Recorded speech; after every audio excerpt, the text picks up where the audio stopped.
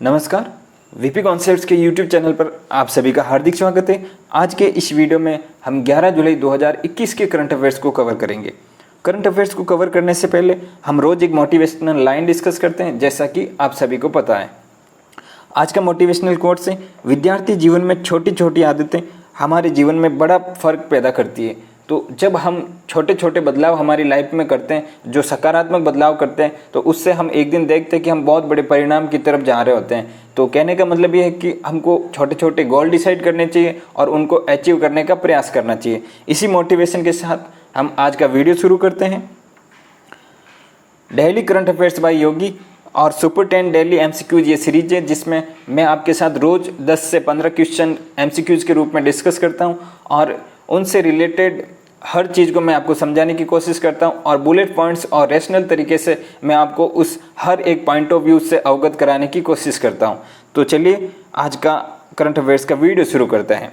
हाल ही में किस राज्य सरकार ने नई जनसंख्या नीति जारी की है? तो इसका सही आंसर रहेगा option number B, Uttar Pradesh.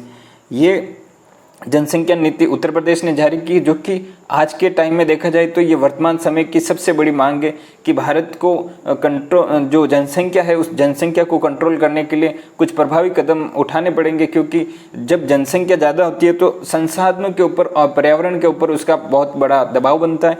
तो अब हम देखते हैं इसको बुलेट पॉइंट्स के माध्यम से। तो जो ये यूपी गवर्नमेंट ने जो जनसंख्या नीति जारी की है, ये 11 जुलाई को ये नीति जारी कर दी जाएगी और ये नीति 2021 से लेकर 2030 तक यानी 10 वर्षों के लिए यहाँ पे बनाई जा रही है। और इस नीति के अंतर्गत जो जनसंख्या को नियंत्रण और प्रोत्साहित करने का कार्य किया जाएगा। और इसके अलावा जो जनसंख्या का समाज के ऊपर क्या प्रभाव पड़ता है, समाज के कारण समाज किस तरीके से पिछड़ता है जनसंख्या की वजह से, और संसाधनों पर किस तरीके से दबाव बढ़ रहा है, वो सब इस जनसंख्या नीति के द्वारा लोगों में एक जागरूकता के द्वारा यहाँ पे समझाने की कोशिश की जाएगी। राष्ट्रीय परिवार स्वास्थ्य सर्वेक्षण के निष्कर्ष 4 के आधार पर इनको ये नीति को क्रियान्वयन किया जा रहा है। और परिवार नियोजन के तहत इस नीति के तहत परिवार नियोजन के लिए जागरूकता का प्रसार किया जाएगा। और सुरक्षित गर्भाधान प्रणाली, जो कि हमारे जो अभी हेल्थ इंफ्रास्ट्रक्चर अगर देखा जाए तो वैसे काफ़ी सुधार हुआ, लेकिन इसमें अभी और इसमें सुधार की गुंजाइश है, जिससे जो सुरक्षित गर्भाधान प्रणाली है इसको स्ट्रॉन्ग किया जा सके, जिसे आने वाले टाइम में शिशु मृत्यु दर और मातृ मृत्यु दर में कमी लाना इसका एक प्रमुख उद्देश्य रहेगा। और इसके अलावा जो जनसंख्या की वृद्धि से किस तरीके से हम रोजगार में पिछड़ते जा रहे हैं, किस तरीके से हमारा जो डेवलपमेंट है देश का वो भी रुक रहा है, और जब देश का डेवलपमेंट रुकता है तो राज्य का भी डेवलपमेंट रुकता है। तो उन सब चीज़ों के बारे में राज्य को विभिन्न तरीके से गवर्नमेंट और उनके जो वेलफेयर सोसाइटीज़ है वो लोगों में अवेयरनेस के माध्यम से इसको समझाने की कोशिश करेगी। अब हम देखते हैं आज का क्वेश्चन नंबर 2। हाल ही में all India radio live stream की वैश्विक रैंकिंग में प्रथम स्थान पर कौन सा देश है? तो इसका सही आंसर रहेगा ऑप्शन नंबर ए, संयुक्त राज्य अमेरिका। या जो आकाशवाणी है ऑल इंडिया रेडियो, यहाँ पे इसका ये लोगो देख सकते हैं। और अब हम इसको बुलेट पॉइंट्स के माध्यम से देखने की कोशिश करेंगे। जो ऑल इंडिया रेडियो है इसका 85 से अधिक देशों में लाइव स्ट्रीम होता है। और जो लाइव स्ट्रीम में जो टॉप रैंकिंग वाले देश हैं उनमें संयुक्त राज्य अमेरिका और फिजी पहले 5वें नंबर पर था, और सुधार के साथ यहाँ पे ये दूसरे नंबर पर काबिज है, और ऑस्ट्रेलिया तीसरे नंबर पर है। सऊदी अरब उन 10 देशों में शामिल है जहाँ न्यू ऑन एयर ऐप पर लाइव स्ट्रीम सबसे अधिक लोकप्रिय है। और इस जो 10 देशों की जो लिस्ट है उसमें जर्मनी और कुवैत 2 नए राष्ट्रों ने इसमें प्रवेश किया है। तो आप सभी जानते हैं कि जो ऑल इंडिया न्यूज़ है इसको काफ़ी इंटरनेशनली इसको वाइडली देखा जाता है। तो इससे रिलेटेड ये सारे बुलेट पॉइंट्स थे जो इम्पोर्टेंस थे, वो मैंने आपको बताने की कोशिश की है। अब हम देखते हैं question number 3। Bharat dynamics limited ने हाल ही में किन मिसाइलों के निर्माण के लिए रक्षा मंत्रालय के साथ समझौते ज्ञापन पर हस्ताक्षर किए हैं? तो इसका सही आंसर रहेगा ऑप्शन नंबर बी, आकाश। जो आकाश मिसाइल हैं उनके लिए भारत सरकार ने BDL यानी भारत डायनामिक्स लिमिटेड के साथ समझौते पर एक हस्ताक्षर किए। यहाँ पे देख सकते हैं भारत डायनामिक्स भारत सरकार के एक उद्यम और रक्षा मंत्रालय के अंतर्गत ही आता है। अब हम देखते हैं ये जो जो समझौता है, इस समझौते में 499 करोड़ रुपए का एक तरीके से समझौता किया गया, जिसमें एकीकृत निर्देशित मिसाइलों का विकास कार्यक्रम और परियोजनाओं के तहत ये कंपनी है जो इनका जो क्रियान्वयन करेगी और इनका जो प्रोडक्ट है उनको प्रोडक्ट को प्रोड्यूस करेगी। और ये जो BDL है ये एक उत्पादन एजेंसी है जो भारत में स्वदेशी जो उत्पाद होते हैं उनका निर्माण करती है। जो BDL का जो ये मेन टारगेट है वो BDL मित्र राष्ट्रों को एंटी गाइडेड मिसाइल और एयर मिसाइल और अंडर वाटर हथियारों की आपूर्ति करना चाहेगा, जिससे भारत का जो स्वदेशी आत्मनिर्भर का जो अभियान चल रहा है उसको भी एक गति मिलेगी। और मैं आपको बता दूं कि जो 2020 से 21 के बीच में 2803 करोड़ रुपए का इस BDL को कॉन्ट्रैक्ट मिला था। अगर अब देखते हैं BDL के बारे में, तो जो BDL है इसमें ये भारत की कंपनी है जिसकी स्थापना 1970 में हुई थी और जो इसका हेडक्वार्टर है वो हैदराबाद में। अभी अगर इसके वर्तमान अध्यक्ष की बात करें तो अध्यक्ष और प्रबंध निदेशक सिद्धार्थ मिश्रा है। अब हम देखते हैं क्वेश्चन नंबर 4, स्पर्श किस मंत्रालय के द्वारा लागू किया गया है? तो इसका सही आंसर रहेगा ऑप्शन नंबर बी, रक्षा मंत्रालय। जो डिफेंस मिनिस्ट्री है जिनके मंत्री केंद्रीय मंत्री श्री राजनाथ सिंह है, इनके द्वारा स्पर्श प्रणाली डेवलप की जाएगी। और इस स्पर्श प्रणाली को डेवलप करने के पीछे जो मुख्य मेन उद्देश्य है वो वेलफेयर से संबंधित है, जिससे जो पेंशन प्राप्त करने वाले जो लोग होते हैं उनके लिए ये डेवलप की जाएगी। और इसके अलावा सरकार सेवा पोर्टल भी इनके लिए स्थापित करेगी, जिससे ये लोग वहाँ पे अपनी शिकायतें बता सकते हैं और इससे रिलेटेड जो भी क्वेरी है वो पूछ सकते हैं और इसका फ़ायदा उठा सकते हैं। अब हम देखते हैं क्वेश्चन नंबर 5, विंबलडन 2021 महिला सिंगल्स चैंपियनशिप का खिताब किसने जीता है? तो इसका सही आंसर रहेगा option number A, Ashleigh Barty. ये जो आप पिक्स देख रहे हैं, इस पिक्स में ये लेटेस्ट न्यूज़ है जिसमें इन्होंने विंबलडन 2021 महिला का जो सिंगल चैंपियनशिप ट्रॉफी है वो इन्होंने जीत ली है। अगर आप इस वीडियो की जो PDF है वो आप प्राप्त करना चाहते हैं तो हमारा जो ये वीडियो का डिस्क्रिप्शन है यहाँ पे आप टेलीग्राम का लिंक दे रखा मैंने, आप वहाँ से इस टेलीग्राम के लिंक के माध्यम से इस वीडियो को आंसर के साथ इसकी PDF जहाँ पे मैं रोज़ अपडेट करता हूँ आप वहाँ से डाउनलोड कर सकते हैं।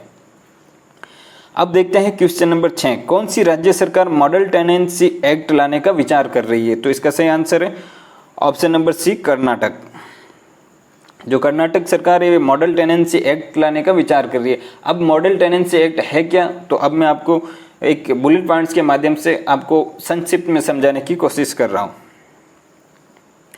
जो मॉडल टेनेंसी एक्ट है एक्चुअल में ये किराएदार और मालिकों के मध्य जो आए दिन जो विवाद हमको देखने को मिलते हैं, कभी ये देखने को मिलता है कि किराएदार मकान मालिक के कहने पर भी मकान टाइम पे खाली नहीं करता, और कभी मकान मालिक बिना किराएदार को सूचना दिए बेदखल कर देते हैं। तो उसको लेकर जो एक विवाद की स्थिति बनी रहती है और उसी को लेकर केंद्रीय मंत्रिमंडल ने जो जून का जो प्रथम सप्ताह था और उसमें उन्होंने इस जो किराएदारों के बीच में जो मॉडल टेनेंसी एक्ट है इसको अनुमति दी है और राज्यों को इस टेनेंसी बिल को भेज दिया, जिससे वो अपने लेवल पे उसको सुधार कर सकते हैं और उसमें संशोधन करके वहाँ पे लागू कर सकते हैं। इसमें जो जमा की सीमा होती है वो वाणिज्य संपत्ति यानी जो कॉमर्शियल संपत्ति होती है उसमें 6 महीने का, जैसे अपन वो सिक्योरिटी चीज़ समझ सकते हैं कि कहीं पे अपन रेंट पे रहते हैं तो जो सिक्योरिटी देते हैं तो उसकी जो लिमिट है वो 6 महीने है वाणिज्य के अंदर, और जो आवासीय संपत्ति होती है उसमें 2 महीने का जमा किया जा सकता है। और इसके अलावा पहले कर्नाटक गवर्नमेंट का क्या सीन था कि कर्नाटक गवर्नमेंट जैसे किसी को किराए पर मकान लेना है तो उसमें पहले गवर्नमेंट से अनुमति लेनी पड़ती थी, लेकिन अब आज के टाइम में गवर्नमेंट ने यहाँ पे खुद वहाँ पे इन्वॉल्व होने से वहाँ पे मना कर दिया। अब गवर्नमेंट ये चाहती है कि किराएदार और जो संपत्ति का जो मालिक होता है वो दोनों आपस में समझौता करें, उसके बाद उसको कानूनी रूप दिया जाए। और इसके बाद जो उनके बीच में जो समझौता होता है उस समझौते को राजस्व विभाग की वेबसाइट पर उसको अपलोड करना अनिवार्य है, जिससे किसी भी आगे कोई विवाद होता है तो उनके मध्य 60 दिनों के अंदर उस विवाद का समाधान और निवारण किया जा सके। अनुबंध के दौरान किराएदार को वैध नोटिस के बिना बेदखल नहीं किया जा सकता। अब जो नया टेनेंसी मॉडल एक्ट है, इसमें ये उपबंध किया गया है कि जो किराएदार होते हैं उनको एक वैध लीगल नोटिस के बिना आप उसको बेदखल डायरेक्ट ऐसे नहीं कर सकते, आप अपने मकान से या फिर अपनी संपत्ति से उसको बाहर नहीं निकाल सकते।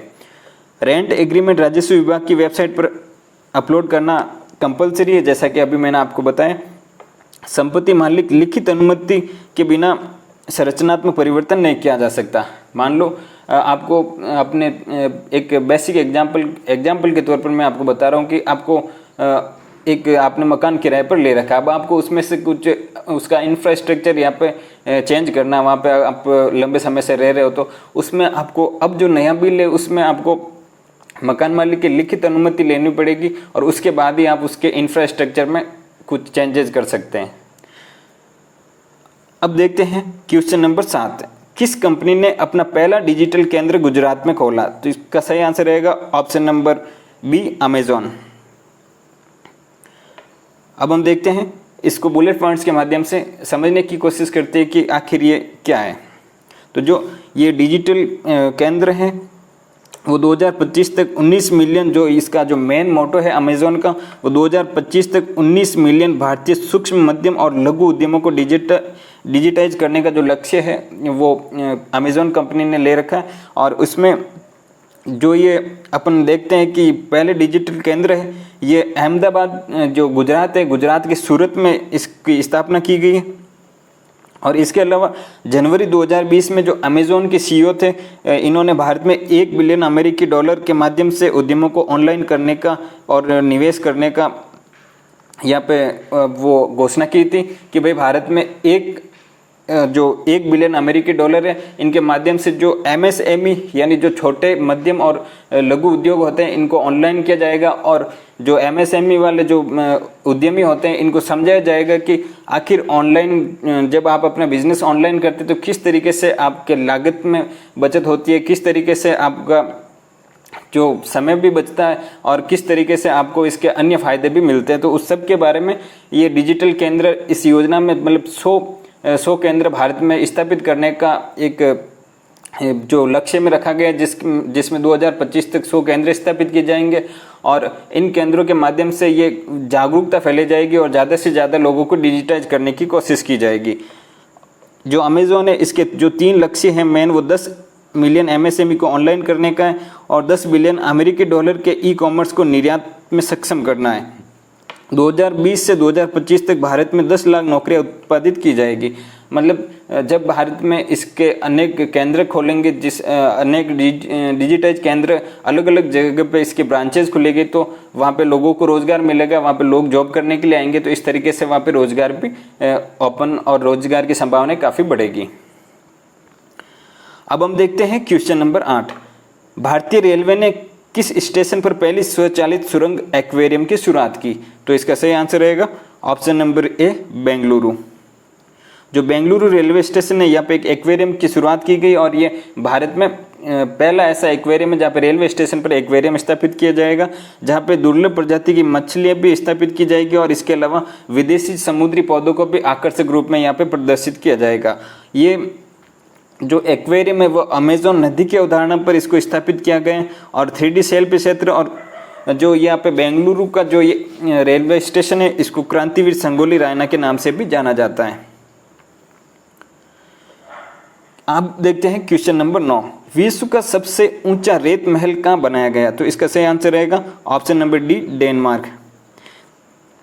अब मैं आपको बता दूं कि जो ये करंट अफेयर्स मैं आपको ये बुलेट पॉइंट्स के माध्यम से और कुछ रैशनल तरीके से आपको समझाने की कोशिश करता हूं। उसके पीछे लॉजिक क्या है कि जब मैं करंट अफेयर्स तैयार करता हूं तो उसमें कम से कम 2 से 3 घंटे का टाइम लगता है। तो आप यूँ समझे कि आपको जो 1 से 2 घंटे का जो आपको अलग से करंट अफेयर्स पढ़ने की इसमें ज़रूरत नहीं पड़ती है। आपको जो 2 से ढाई घंटे का टाइम अगर आप खुद से पढ़ोगे तो 2 से ढाई घंटे का टाइम लगता है। तो आपको वो चीज़ आपको 10 से 15 मिनट के अंदर आपको मैं इतनी वाइड इन्फॉर्मेशन संक्षिप्त रूप में बता देता हूँ। तो करंट अफेयर्स पढ़ने का एक्चुअल में तरीका यही होता है और इसी तरीके से हम अपने एग्जाम में कम समय में ज़्यादा तैयारी और बेहतर तैयारी कर सकते हैं। अब हम इसको बुलेट पॉइंट्स के माध्यम से देखें तो जो ये ऊंचा रेत का महल है, ये कोरोना वायरस को लेकर और कोरोना वायरस की जो प्रतिनिधित्व क्षमता है इसी को लेकर यहाँ पे ये बनाया गया। और 21.16 मीटर ये ऊंचा और 5000 टन की रेत से ये बनाया गया है। और विल्फ्रेड स्टीजर यहाँ पे इसके जो मेन निर्माण करता है। और इनके अलावा जो अन्य जो देशों के जो रेत के कारीगर होते हैं उनमें 30 अन्य कर्मचारी इसमें कार्यरत है जो मुख्य सदस्य हैं इसके। और दुनिया भर में कोरोना वायरस की स्थिति का ये प्रतिनिधित्व करता है। और जो इसका जो मुकुट बनाया गया है उसमें कोरोना वायरस को डिजाइन करके बनाया गया है। अब बात करते हैं हम डेनमार्क के बारे में, तो इसकी राजधानी कोपेनहेगन है और डेनियन क्रोन इसकी मुद्रा है। अगर प्रधानमंत्री की बात करें तो मेटे फ्रेडरिक्सन यहाँ के प्रधानमंत्री है। अब देखते हैं क्वेश्चन नंबर 10, टोक्यो ओलंपिक खेलों के लिए जूरी के रूप में किसे चुना गया? तो इसका सही आंसर रहेगा option number B, Pawan Singh. Jury का मतलब जो अपन अनेक इवेंट्स होते हैं इनके ओलंपिक में, या फिर आप सीधे बेसिक रूप से यूँ समझे तो जो एम्पायर होते हैं उनको जूरी के मेंबर के रूप में देखा जाता है। तो जो भारत में जो ये पवन सिंह है ये ओलंपिक खेलों में जूरी का काम करने वाले भारत पहले इंसान होंगे जो ओलंपिक खेलों के लिए जूरी के रूप में भारत की ओर से प्रतिनिधित्व करेंगे। और ये भारतीय राष्ट्रीय जो राइफल संघ है उसके महासचिव भी हैं। और इनके अलावा जो ओलंपिक है वो जापान में आयोजित किया जाएगा। और इस साल जो जुलाई मंथ है यहाँ पे 26 जुलाई के बाद ये ओलंपिक स्टार्ट हो जाएंगे। तो ये था आज का करंट अफेयर्स का वीडियो। अगर आपको ये करंट अफेयर्स का वीडियो और एक्सप्लेनेशन पसंद आया तो आप इसको रेटिंग जरूर दें, इस वीडियो को लाइक करें, शेयर करें और चैनल को सब्सक्राइब करना ना भूलें। तो मिलते हैं नेक्स्ट वीडियो में नए वीडियो के साथ, तब तक के लिए नमस्कार, जय हिंद।